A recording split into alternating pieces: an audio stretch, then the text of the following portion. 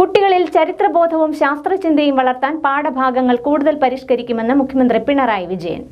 പഠന നിലവാരം ഉയരുമ്പോൾ കുട്ടികൾക്കുണ്ടാകുന്ന സംശയങ്ങളും അഭിപ്രായങ്ങളും കേട്ട് അതിന് പരിഹാരം കാണാൻ അധ്യാപകർക്ക് കഴിയണമെന്നും മുഖ്യമന്ത്രി പറഞ്ഞു. പാഠപുസ്തകങ്ങളിലെ ചരിത്രഭാഗങ്ങളിൽ മാറ്റം വരുത്തുന്ന കേന്ദ്ര നിലപാടിനെതിരെ കുട്ടികളെ ചരിത്രബോധമുള്ളവരും ശാസ്ത്രചിന്തയുള്ളവരുമാക്കി മാറ്റാൻ പാഠഭാഗങ്ങൾ കൂടുതൽ പരിഷ്കരിക്കുമെന്നാണ് മുഖ്യമന്ത്രി അറിയിച്ചത്. Vayalar Ramavarma memorial government higher secondary school, Angadikkal തെക്ക് ഗവൺമെൻറ് ഹയർ സെക്കൻഡറി സ്കൂൾ എന്നിവിടങ്ങളിലെ പുതിയ കെട്ടിടങ്ങളുടെ നിർമ്മാണ ഉദ്ഘാടനവും നാലുചിറ ഗവൺമെൻറ് ഹൈസ്കൂളിലെ പുതിയ കെട്ടിടത്തിൻ്റെ ഉദ്ഘാടനവും ഓൺലൈനായി നിർവഹിച്ച് സംസാരിക്കുകയായിരുന്നു മുഖ്യമന്ത്രി. പുതിയ അറിവുകൾ നമുക്ക് സ്വായത്തമാക്കാൻ കഴിയും. കുട്ടികൾ വലിയ തോതിൽ അറിവ് സ്വായത്തമാക്കിക്കൊണ്ടിരിക്കുന്നവര് ഇന്നത്തെ സാങ്കേതിക വിദ്യയുടെ ഭാഗമായി പലതരത്തിലുള്ള അറിവുകളും കുട്ടികളിലേക്ക് എത്തുന്നുണ്ട്. അതിൻ്റെ ഭാഗമായുള്ള സംശയങ്ങൾ, അഭിപ്രായങ്ങൾ കുട്ടികളിൽ വളർന്നു വരാനിടയുണ്ട്. അത് തീർത്തു കൊടുക്കേണ്ട ഉത്തരവാദിത്വം അധ്യാപകർക്കുള്ളതാണ്. 2016 മുൻപ് സംസ്ഥാനത്ത് പൊതുവിദ്യാഭ്യാസ മേഖല തകർച്ചയുടെ ഘട്ടത്തിലായിരുന്നെന്നും ഇടതുമുന്നണി ഭരണത്തിലെത്തിയ ആദ്യ നാൾ മുതൽ പൊതുവിദ്യാഭ്യാസ മേഖലയെ സംരക്ഷിക്കാനുള്ള നിലപാടുകളാണ് സർക്കാർ സ്വീകരിച്ചു വന്നതെന്നും മുഖ്യമന്ത്രി പറഞ്ഞു. പരിപാടിയുടെ ഭാഗമായി Vayalar Ramavarma memorial government higher secondary സ്കൂളിൽ സംഘടിപ്പിച്ച ചടങ്ങ് ജില്ലാ panchayat vice president NS Sivaprasad ഉദ്ഘാടനം ചെയ്തു. സ്കൂൾ കെട്ടിടങ്ങളുടെ ശിലാസ്ഥാപനവുമാണ് ബഹുമാനായിട്ടുള്ള മുഖ്യമന്ത്രി ശ്രീ പിണറായി വിജയൻ തോന്നയ്ക്കൽ ആശാൻ സ്മാരക ഗവൺമെൻറ് ഹയർ സെക്കൻഡറി സ്കൂളിൽ അവിടെ നടന്ന ചടങ്ങിൽ വെച്ച് നിർവഹിച്ചിരിക്കുന്ന നമ്മളെല്ലാം പരിപാടി ഇവിടെ കാണുകയുണ്ടായി. മറ്റു വിശദാംശങ്ങളൊന്നും ഈ സമയത്ത് പറയേണ്ടതായിട്ടില്ല. നാലുചിറ ഗവൺമെൻറ് ഹൈസ്കൂളിൽ നിർമ്മാണം പൂർത്തീകരിച്ച പുതിയ കെട്ടിടത്തിൻ്റെ ശിലാഫലക അനാച്ഛാദനം എച്ച് MLA നിർവഹിച്ചു. ജില്ലാ കളക്ടർ ജോൺ വി സാമുവേൽ മുഖ്യപ്രഭാഷണം നടത്തി. ജില്ലാ panchayat president KG Rajeshwari, block panchayat president Sheeba Rakesh തുടങ്ങിയവർ സംസാരിച്ചു. അങ്ങാടിക്കൽ തെക്ക് ഗവൺമെൻറ് ഹയർ സെക്കൻഡറി സ്കൂളിൽ പുതുതായി നിർമ്മിക്കുന്ന കെട്ടിടത്തിൻ്റെ ശിലാസ്ഥാപനം ഫിഷറീസ് സാംസ്കാരിക വകുപ്പ് മന്ത്രി സജി ചെറിയാൻ നിർവഹിച്ചു. സംസ്ഥാനത്താകെ 68 പുതിയ സ്കൂൾ കെട്ടിടങ്ങളുടെ ഉദ്ഘാടനവും 33 കെട്ടിടങ്ങളുടെ ശിലാസ്ഥാപനവുമാണ് കഴിഞ്ഞ ദിവസം മുഖ്യമന്ത്രി നിർവഹിച്ചത്. സംസ്ഥാനത്ത് 7 വർഷം കൊണ്ട് നൽകിയത് 5 ലക്ഷം ലൈഫ് വീടുകളാണെന്ന് ഫിഷറീസ് സാംസ്കാരിക വകുപ്പ് മന്ത്രി സജി ചെറിയാൻ. ലൈഫ് ഭവന പദ്ധതിയിലൂടെ ബുധനൂർ ഗ്രാമപഞ്ചായത്തിൽ നിർമ്മിച്ച 9 വീടുകളുടെ താക്കോൽദാനം നിർവഹിച്ച് സംസാരിക്കുകയായിരുന്നു മന്ത്രി.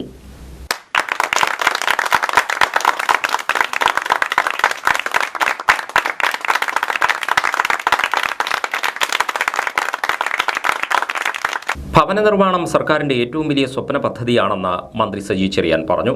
എല്ലാവർക്കും വാസയോഗ്യമായ ഭവനമെന്നാണ് മുഖ്യമന്ത്രി പിണറായി വിജയൻ 2016 പ്രഖ്യാപിച്ചത്. നിലവിൽ 3.25 ലക്ഷം വീടുകളുടെ താക്കോൽദാനം നടത്തി താമസവും ആരംഭിച്ചു. ബാക്കിയുള്ളവയുടെ നിർമ്മാണം അവസാന ഘട്ടത്തിലാണ്. 2 വർഷത്തിനുള്ളിൽ 1 ലക്ഷം വീടുകൾ കൂടി പൂർത്തിയാക്കി 2 സർക്കാരുകളുടെ കാലത്തായി 6 ലക്ഷം വീടുകൾ പൂർത്തിയാക്കുന്ന ആദ്യ സംസ്ഥാനമായി കേരളം മാറുമെന്നും മന്ത്രി പറഞ്ഞു. ഈ ഗവൺമെന്റ് 2 വർഷം പൂർത്തീകരിക്കുമ്പോൾ 1 ലക്ഷം വീട് കൂടി പൂർത്തീകരിക്കും. അതായത് 6 ലക്ഷം വീട്.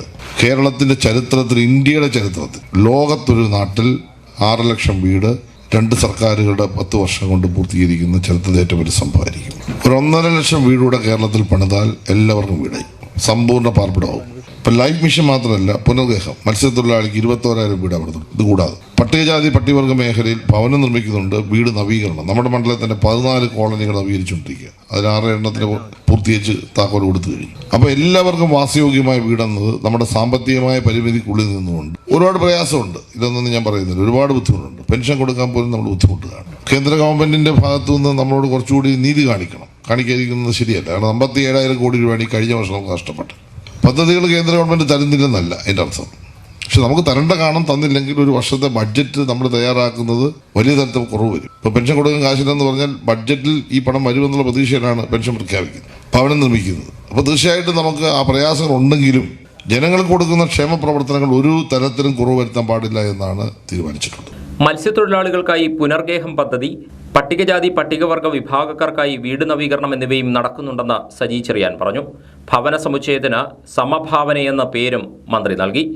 35 സെന്റ് സ്ഥലത്ത് 9 വീടുകളാണ് നിർമ്മിച്ചത്.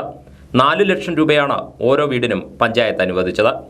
ചടങ്ങിൽ ഗ്രാമപഞ്ചായത്ത് പ്രസിഡന്റ് R പുഷ്പലത മധു അധ്യക്ഷത വഹിച്ചു. ചെങ്ങന്നൂർ ബ്ലോക്ക് പഞ്ചായത്ത് അംഗം A രാജേഷ്, ഗ്രാമപഞ്ചായത്ത് അംഗങ്ങളായ S സുരേഷ്, സുജാത മുരളി, ശ്രീജ ശ്രീകുമാർ, G ഉണ്ണികൃഷ്ണൻ, ശോഭ മഹേശൻ, പഞ്ചായത്ത് സെക്രട്ടറി ജി മനോജ്, വിവിധ രാഷ്ട്രീയ പാർട്ടി പ്രതിനിധികൾ തുടങ്ങിയവർ പങ്കെടുത്തു. ജനങ്ങളെ കബളിപ്പിച്ച് വീണ്ടും അധികാരത്തിലെത്താനുള്ള തന്ത്രമാണ് കേന്ദ്രം ഭരിക്കുന്ന നരേന്ദ്രമോദി സർക്കാർ പയറ്റുന്നതെന്ന് CPIM സംസ്ഥാന സെക്രട്ടേറിയറ്റ് അംഗം ആനാവൂർ നാഗപ്പൻ.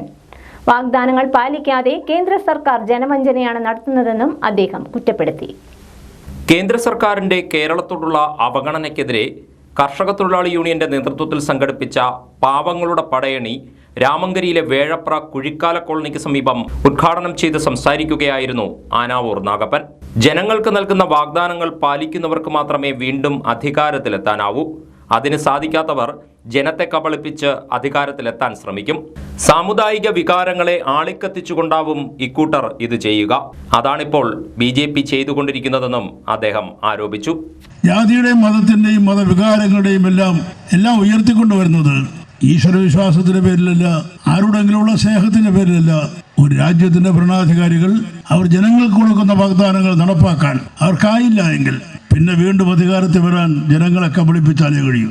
അങ്ങനെ ജനങ്ങളെ കബളിപ്പിക്കാൻ കഴിയുന്ന ഏറ്റവും നല്ല എളുപ്പമാർഗം അവരുടെ സാമുദായിക വികാരങ്ങൾ ആളിക്കത്തിക്കുക എന്നതാണ്. ആ ജോലിയാണ് ഇന്ന് നരേന്ദ്രമോദി നമ്മുടെ സംസ്ഥാനത്ത്, നമ്മുടെ രാജ്യത്ത് BJP നടത്തിക്കൊണ്ടിരിക്കുന്നത്. നിങ്ങൾക്കറിയാം, കഴിഞ്ഞ കാലത്ത് 2014 2019 ഈ ആലപ്പുഴയടക്കം രാമങ്കരിയടക്കം രാജ്യത്തിൻ്റെ ആയിടത്തും അവർ നടത്തിയ പ്രസംഗങ്ങളിൽ ഞങ്ങൾ ജയിച്ചാൽ ഞങ്ങൾ ഇന്ന കാര്യങ്ങൾ ചെയ്യുമെന്ന് പ്രതിജ്ഞയെടുത്താണ് നമ്മളോട് വോട്ട് വാങ്ങാൻ ആരെന്ന് അവരെത്തിയത്. പക്ഷേ ഇന്ന് നിങ്ങൾ പരിശോധിച്ചാൽ അതൊന്നും തന്നെ നടപ്പാക്കാൻ അവർക്കായില്ല. കൃഷിക്കാരൻ്റെ വരുമാനം 2020 ആകുമ്പോൾ ഇരട്ടിയായി മാറും. സ്വാമിനാഥൻ കമ്മീഷൻ റിപ്പോർട്ട് നടപ്പാക്കും, ഒന്നും നടന്നില്ല. നരേന്ദ്രമോദി സർക്കാർ ജനങ്ങൾക്ക് നൽകിയ വാഗ്ദാനങ്ങൾ പാലിച്ചിട്ടില്ല. കാർഷിക മേഖലയിലെ പ്രതിസന്ധി രൂക്ഷമാണ്. ഈ മേഖലയും കോർപ്പറേറ്റുകൾക്ക് അടിയറ വയ്ക്കാനുള്ള ശ്രമങ്ങളാണ് നടക്കുന്നത്. തൊഴിലില്ലായ്മ രാജ്യത്ത് മുമ്പില്ലാത്ത വിധം വർദ്ധിച്ചുവെന്നും ആനാവൂർ നാഗപ്പൻ ആരോപിച്ചു. സമ്മേളനത്തിൽ CPIM ഏരിയ കമ്മിറ്റി അംഗം CP ബ്രീവൻ അധ്യക്ഷനായി. നേതാക്കളായ AD Kunjachan, NB Vincent, Jose Thomas, PK Ponnappan, PK Venugopal, KR Prasannan, M Krishnalatha, VK Mohanan എന്നിവർ സംസാരിച്ചു. കേന്ദ്ര സർക്കാരിന്റെ കേരളത്തോടുള്ള അവഗണനയ്ക്കെതിരെയും ക്ഷേമ കേരള സംരക്ഷണത്തിനുമായാണ് കർഷക തൊഴിലാളി യൂണിയന്റെ നേതൃത്വത്തിൽ സംസ്ഥാന വ്യാപകമായി പാവങ്ങളുടെ പടയണി എന്ന പേരിൽ പരിപാടി സംഘടിപ്പിക്കുന്നത്. ഫിഷറീസ് വകുപ്പിന്റെ ജനകീയ മത്സ്യകൃഷിയിൽ ഉൾപ്പെടുത്തി നടപ്പിലാക്കുന്ന എംബാങ്ക്മെന്റ് മത്സ്യകൃഷി പദ്ധതിയുടെ ആലപ്പുഴ ജില്ലാതല ഉദ്ഘാടനം കഴിഞ്ഞ ദിവസം നടന്നു. ചെങ്ങന്നൂർ മുളക്കുഴ കോട്ടച്ചാലിൽ ഫിഷറീസ് സാംസ്കാരിക വകുപ്പ് മന്ത്രി സജി ചെറിയാൻ പദ്ധതിയുടെ ഉദ്ഘാടനം നിർവഹിച്ചു. കേരളം മത്സ്യ ഉൽപാദനത്തിൽ ഇന്ത്യയിലെ തന്നെ ലോകത്തെ തന്നെ നമ്പർ 1 സ്റ്റേറ്റ് ആയിട്ട് വരും എന്ന കാര്യത്തിൽ യാതൊരു സംശയമില്ല. അതാണ് ഗവൺമെന്റ് ഉദ്ദേശിക്കുന്നത്. കടലിലാണെങ്കിൽ കൃത്രിമ പാല് ഉപയോഗിച്ചുകൊണ്ടുള്ള മത്സ്യ ഉൽപാദനം വലിയ തരത്തിൽ വർധനവിന് വേണ്ടിയുള്ള പണി ഇപ്പോൾ ആരംഭിച്ചു കഴിഞ്ഞു. ഇരിഞ്ഞെത്തി അടുത്ത സമയത്തായിരുന്നു അതിന് ഉദ്ഘാടനം നടന്നത്. ഞാൻ ദീർഘിപ്പിക്കുന്നില്ല. മുളക്കുട ഗ്രാമപഞ്ചായത്ത് അടുത്ത വർഷം മുളക്കുട ഗ്രാമപഞ്ചായത്തിലെ എല്ലാ ജലാശയങ്ങളിലും മത്സ്യകൃഷിക്കുള്ള പദ്ധതി എടുക്കണമെന്ന് പഞ്ചായത്ത് പാനലിൽ അഭ്യർത്ഥിക്കുന്നു. ചെങ്ങന്നൂർ ബ്ലോക്ക് പഞ്ചായത്തിന്റെ സാമ്പത്തിക ശ്രമം ഉപയോഗിച്ചുകൊണ്ട് എല്ലാവരും അതിന് മുഴുവൻ സപ്പോർട്ടും സഹായങ്ങളും ഗവൺമെന്റ് ചെയ്തു. ഉദ്ഘാടന സമ്മേളനത്തിൽ Chengannur block panchayat president KM Saleem അധ്യക്ഷനായിരുന്നു.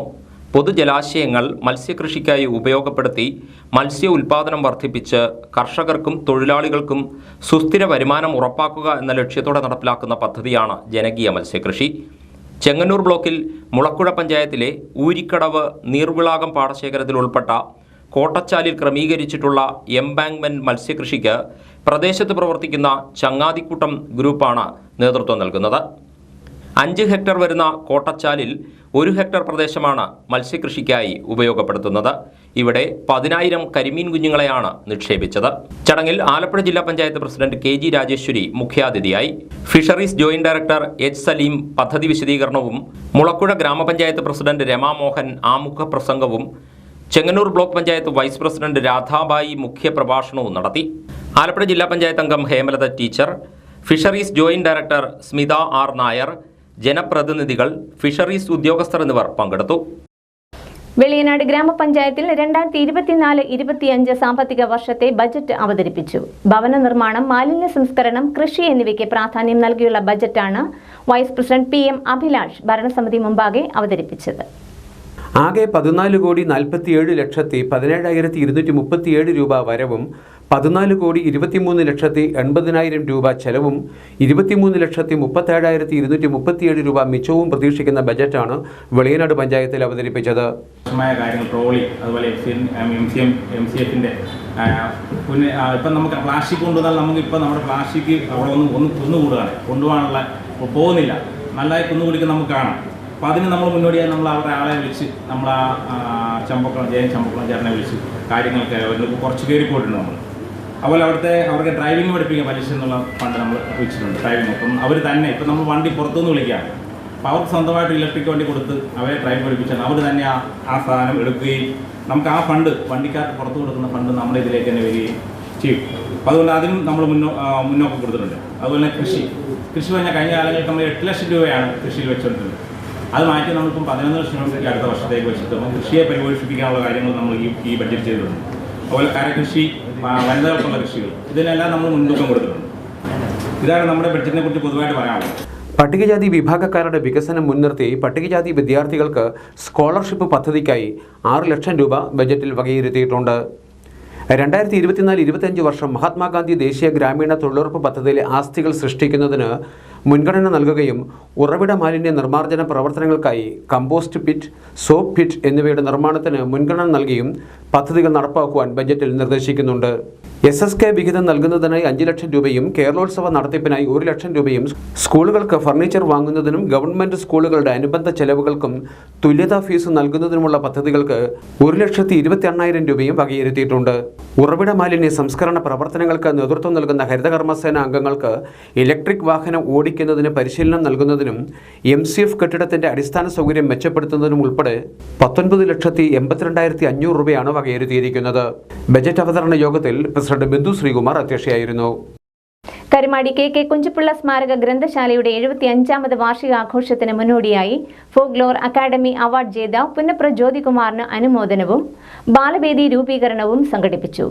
സലാം MLA പരിപാടി ഉദ്ഘാടനം ചെയ്തു.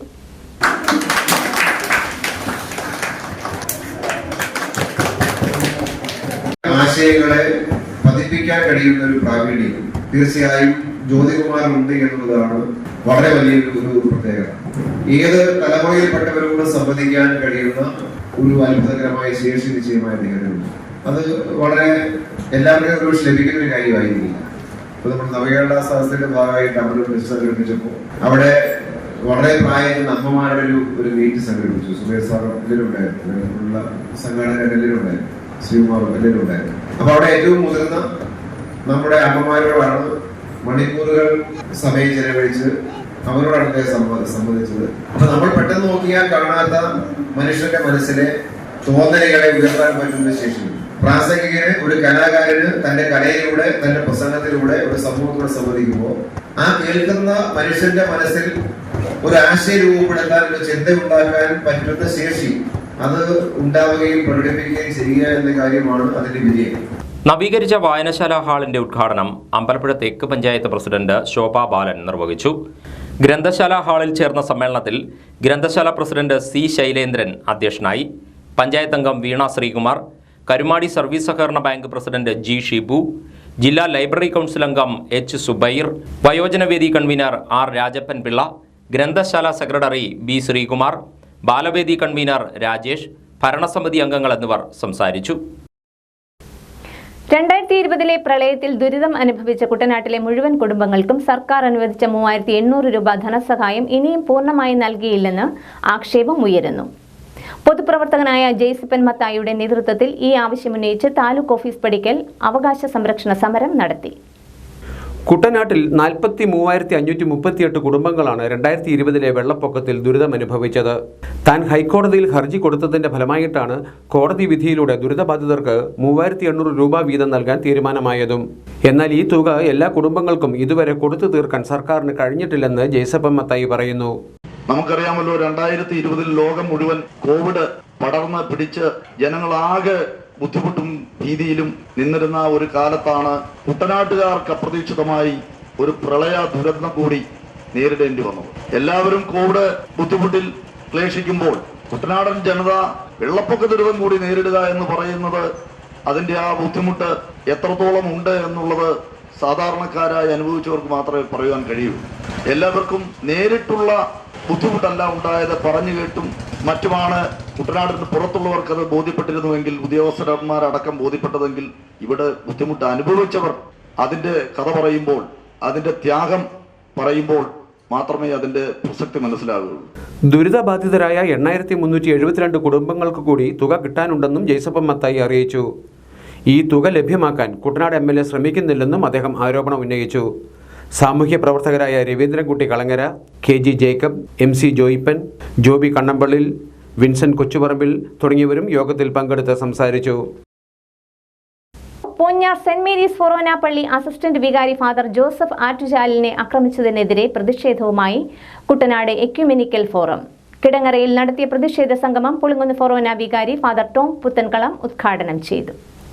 2000 വർഷമായിട്ട് ഇത്രയും സ്ഥാപനങ്ങളും സംവിധാനങ്ങളും ഒക്കെ നിലനിർത്തി പോകുമ്പോൾ അത് പൊതുസമൂഹത്തിന്റെ നന്മയ്ക്ക്, രാഷ്ട്രത്തിന്റെ നിർമ്മിതിക്ക്, സാധാരണക്കാരുടെ നന്മയ്ക്ക് വേണ്ടിയാണ് പ്രവർത്തിച്ചത്.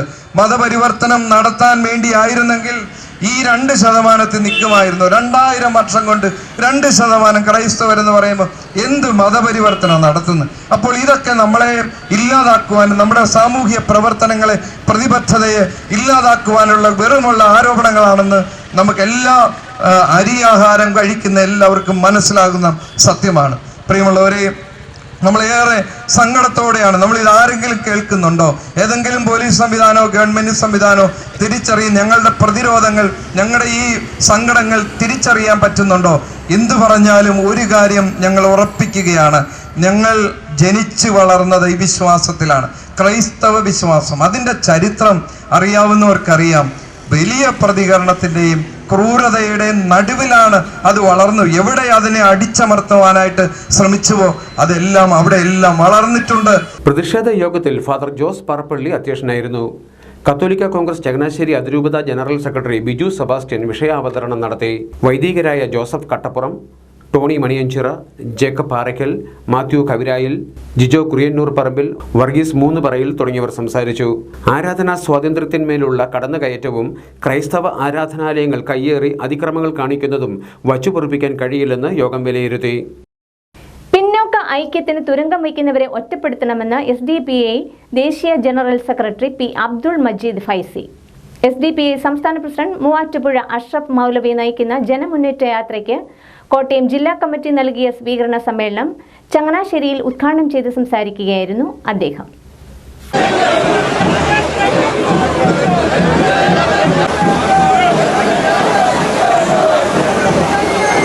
രാജ്യത്തെ ഭൂരിപക്ഷം വരുന്ന പിന്നോക്ക അധസ്ഥിത വിഭാഗങ്ങളെ ഭിന്നിപ്പിക്കുക എന്ന BJP അജണ്ടയിൽ വീണുപോകാതിരിക്കാൻ പിന്നോക്ക ന്യൂനപക്ഷ സമുദായ നേതാക്കൾ ജാഗ്രത പുലർത്തണമെന്ന് അബ്ദുൾ മജീദ് ഫൈസി പറഞ്ഞു.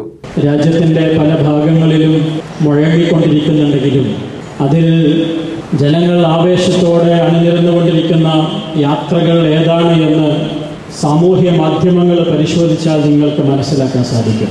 കേരളത്തിലും കേരളത്തിന് പുറത്തും ഇപ്പോൾ ധാരാളം യാത്രകൾ പല രാഷ്ട്രീയ നേതാക്കളും നടത്തിക്കൊണ്ടിരിക്കുകയാണ്. കേരളത്തിൽ നടന്നതും നടന്നുകൊണ്ടിരിക്കുന്നതുമായ യാത്രകൾ നിങ്ങൾ പരിശോധിക്കുക. അതിൽ പങ്കെടുക്കുന്ന പ്രവർത്തകരെയും ജനങ്ങളെയും അവരുടെ മുഖഭാവം നിങ്ങൾ നിരീക്ഷിക്കുക. അതിൽ തീർച്ചയായും നിസ്സഹായതയുടെയും നിവൃത്തിയില്ലായ്മയുടെയും പ്രതിഫലനം അവരുടെ മുഖത്ത് കാണാൻ സാധിക്കും. പെരുന്ന ബസ് സ്റ്റാൻഡ് അങ്കണത്തിൽ ചേർന്ന സമ്മേളനത്തിൽ ജില്ലാ പ്രസിഡന്റ് CI മുഹമ്മദ് സിയാദ് അധ്യക്ഷനായിരുന്നു. ജാഥ ക്യാപ്റ്റൻ മൂവാറ്റുപുഴ അഷ്റഫ് മൗലവി, വൈസ് ക്യാപ്റ്റൻ തുളസീധരൻ പള്ളിക്കൽ, സംസ്ഥാന പ്രവർത്തക സമിതി അംഗം ജോർജ് മുണ്ടക്കയം തുടങ്ങിയവർ സംസാരിച്ചു. കേരള NGO യൂണിയൻ സംഘടിപ്പിക്കുന്ന ഇന്ത്യയിലെ ജനങ്ങൾ എന്ന കലാജാഥയ്ക്ക് കുട്ടനാട് ഏരിയ കമ്മിറ്റിയുടെ ആഭിമുഖ്യത്തിൽ രാമങ്കരിയിൽ സ്വീകരണം നൽകി. ലഘുനാടകം, നൃത്തശില്പം, സ്കിറ്റ് എന്നിവ അവതരിപ്പിച്ചുകൊണ്ടാണ് കലാജാഥ മുന്നേറുന്നത്.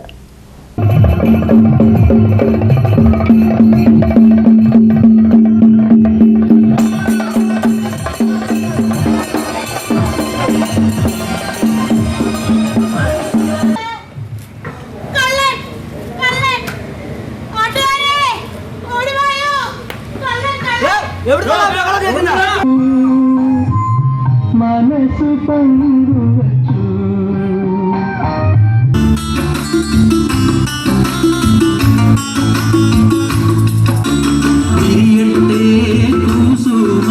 രാമങ്കരിയിൽ വാദ്യമേളങ്ങളുടെ അകമ്പടിയോടെയാണ് കലാജാഥയ്ക്ക് സ്വീകരണം നൽകിയത്.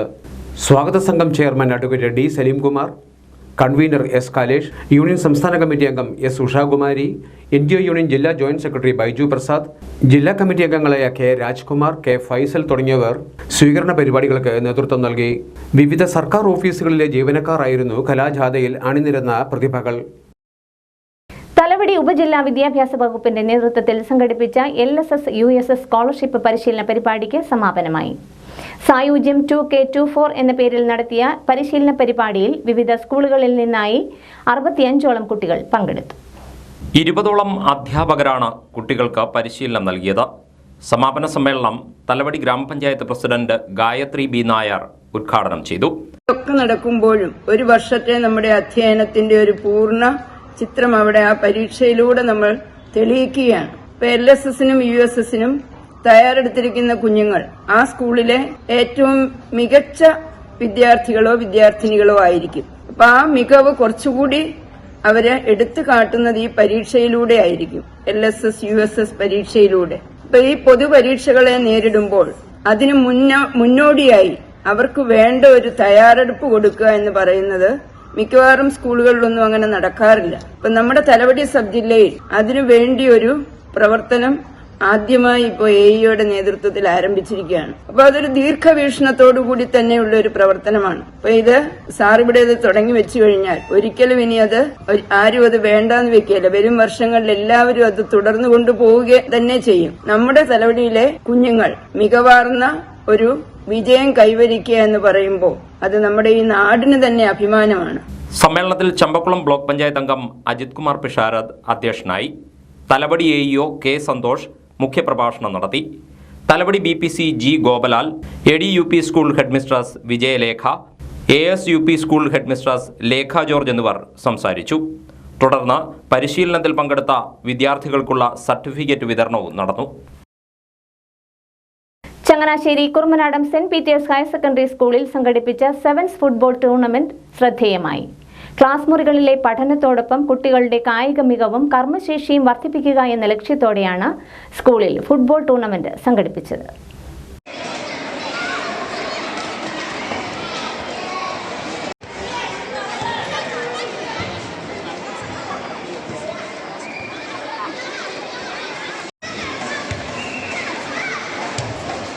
School assistant manager father Nijo Vadakkettam tournament ഉദ്ഘാടനം ചെയ്തു.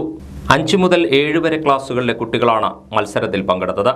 ക്ലാസ് മുറികളിലെ പാഠപുസ്തക പഠനത്തോടൊപ്പം കുട്ടികളുടെ കായിക മികവും കർമ്മശേഷിയും വർദ്ധിപ്പിക്കുന്നതിനാണ് ഫുട്ബോൾ ടൂർണമെന്റ് സംഘടിപ്പിച്ചതെന്ന് സ്കൂൾ ഹെഡ്മാസ്റ്റർ ഷൈരാജ് വർഗീസ് പറഞ്ഞു. ക്ലാസ് മുറികളിൽ പഠിക്കുന്നതിനേക്കാളുപരി വരാന്തകളിലും ഗ്രൗണ്ടുകളിലും ഓടി നടക്കുന്ന കുട്ടികളാണ് നമ്മുടെ ഇന്നത്തെ ആവശ്യം. കാരണം സാമൂഹിക സമ്പർക്ക മാധ്യമങ്ങളിൽ മുഴുകി സമയം നഷ്ടപ്പെടുന്നിടത്ത് ആരോഗ്യകരമായ ഒരു ചുറ്റുപാടുകളിലേക്ക് കുട്ടികളെ വഴിതെളിക്കാൻ അധ്യാപകർക്ക്, രക്ഷകർത്താക്കളെന്ന നിലയിൽ അധ്യാപകർക്കും മാതാപിതാക്കൾക്കും കടമയുണ്ട്. അതിനൊരു ഉത്തേജനം എന്ന നിലയിലാണ് കുറുമനാടം സെന്റ് പീറ്റേഴ്സ് സ്കൂള് ഒരു ഫുട്ബോൾ ടൂർണമെൻറ്റ് UP വിഭാഗം വിദ്യാർത്ഥികൾക്ക് വേണ്ടി നടത്തപ്പെടുന്നത്. അതിന് നേതൃത്വം എല്ലാ അധ്യാപകരെയും, പ്രത്യേകിച്ച് ഇവിടുത്തെ അധ്യാപകൻ രാജസ്ഥാനെ പ്രത്യേകം അഭിനന്ദിക്കുകയാണ്. അതോടൊപ്പം തന്നെ ഈ വിദ്യാലയത്തിലേക്ക് ടൂർണമെൻറ്റിനായി വിട്ട വിവിധ വിദ്യാലയത്തിലെ പ്രഥമാധ്യാപകരെയും അധ്യാപകരെയും ഹൃദയപൂർവ്വം നന്ദിയും കൂടെ പറയുകയാണ്. ഫൈനൽ മത്സരത്തിൽ മാടപ്പള്ളി CSUPS ഓവറോൾ ചാമ്പ്യന്മാരായി. മികച്ച ഫുട്ബോൾ പ്ലെയറായി കുറുമനാടം സെന്റ് പീറ്റേഴ്സ് ഹയർ സെക്കൻഡറി സ്കൂളിലെ മാസ്റ്റർ ജോബിൻ P പൗലോസും മികച്ച സ്കോററായി തൃക്കൊടിത്താനം VBUP സ്കൂളിലെ അഹമ്മദ് താജുദ്ദീനും തിരഞ്ഞെടുക്കപ്പെട്ടു.